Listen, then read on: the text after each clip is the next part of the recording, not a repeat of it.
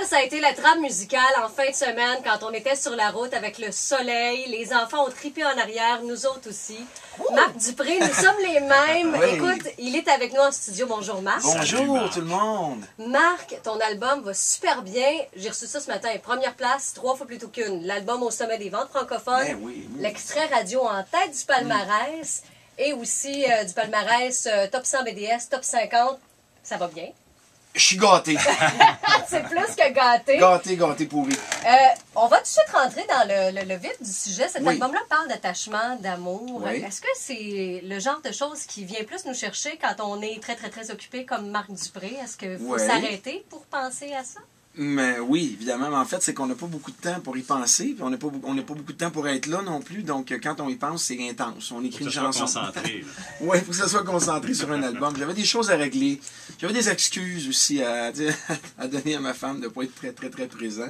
Je voulais juste y rappeler que même si je ne suis pas présent, elle est importante. Et mes enfants aussi, d'ailleurs. Tu penses à elle. Puis tu penses à... Ben oui, je pense à elle, certainement. Tu sais, Marc, ça fait un bout de temps que tu roules ta bosse. Ouais. Tu étais comme une force tranquille. Tu étais tout le temps là. Belle présence radiophonique, des bonnes tunes, super mélodieuses. Puis, on se disait, ça va peut-être être toujours de même sa carrière. Tu sais, il y en a qui connaissent des booms incroyables. Puis après ça se tranquillise. Toi, c'était tout le temps égal. Ouais. Puis là, le boom vient d'arriver. Après tant d'années, est-ce que tu avais un peu perdu espoir en te disant, ben ça va rester de même, puis ça va bien, puis je suis content? Oui, moi j'ai toujours été très content de ce que je faisais parce que souvent je l'ai fait par choix. C'est moi qui ai décidé de ne pas faire de tournée dans les dernières années.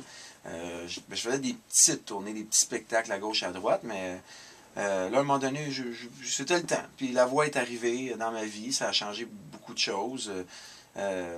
Mais moi, j'aime mon métier.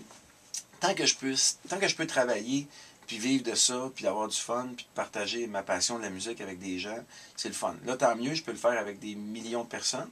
Mais ça n'a pas changé grand-chose. Moi, je travaille autant, j'ai autant de plaisir à le faire. Tout ce que ça a fait, je pense que ça fait que les gens me connaissent un peu plus. Puis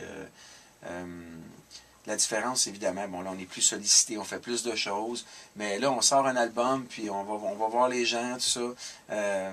Moi, c'est un peu le même pattern, tu sais. C'est juste qu'il y a plus de gens qui voient ce que je fais. Ouais, Tu sais, je c'est comprends. tout. Ouais.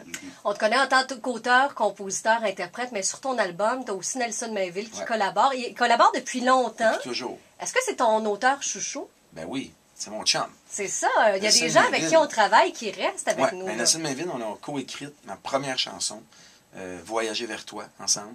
Ça a commencé là, notre relation d'amitié, tout ça. Puis depuis ce temps-là, ben moi, je lâche pas une bonne gang.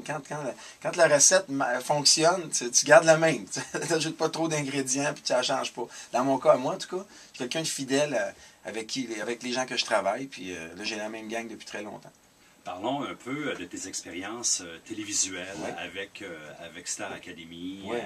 parce que tu as collaboré avec les académiciens, Ouais. avec la voix également. J'aimerais que tu me dises s'il y a une différence entre le profil des participants, entre les candidats de Star Academy avec les gens avec qui tu as travaillé à la voix.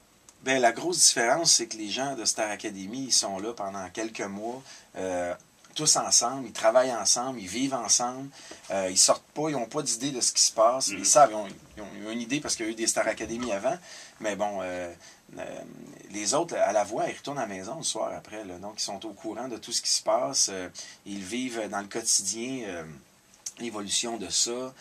C'est pas la même chose. C'est-tu le même profil de participants? Est-ce que tu Oui. voyais qu'ils Ben, ont ça, la même quête? Ils ont... Ça, c'est sûr. Ouais. Je pense que tout le monde qui se présente, peu importe le concours, c'est qu'ils veulent en faire une carrière. Ils veulent utiliser cette plateforme-là pour se faire connaître rapidement, puis tout ça. Des fois, bon, ça fait qu'ils sautent des étapes.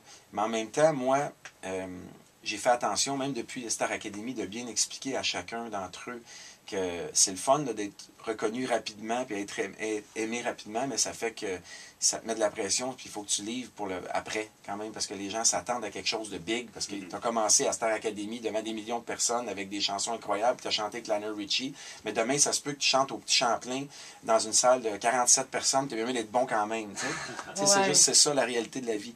Mais je pense que oui, je pense que ce qu'ils veulent, c'est réussir dans ce métier-là, puis je trouve que c'est formidable, moi, ces plateformes-là, pour les jeunes artistes. Mais en tout cas, on s'est rendu compte qu'il y a vraiment beaucoup de talent au Québec. C'est quelque chose. Je comprends donc, hein, parce qu'on compare avec The Voice aux États-Unis, puis on a pas à rougir, puis c'est pas la même grosseur de marché, on s'entend là-dessus. Marc, tu restes avec nous. Oui. On va écouter ta chanson « Nous sommes les mêmes » après la pub, et après ça, on revient entre autres avec des questions du public, des auditeurs d'M105 qui t'ont adressé des questions sur notre page Facebook. Vous écoutez Yep.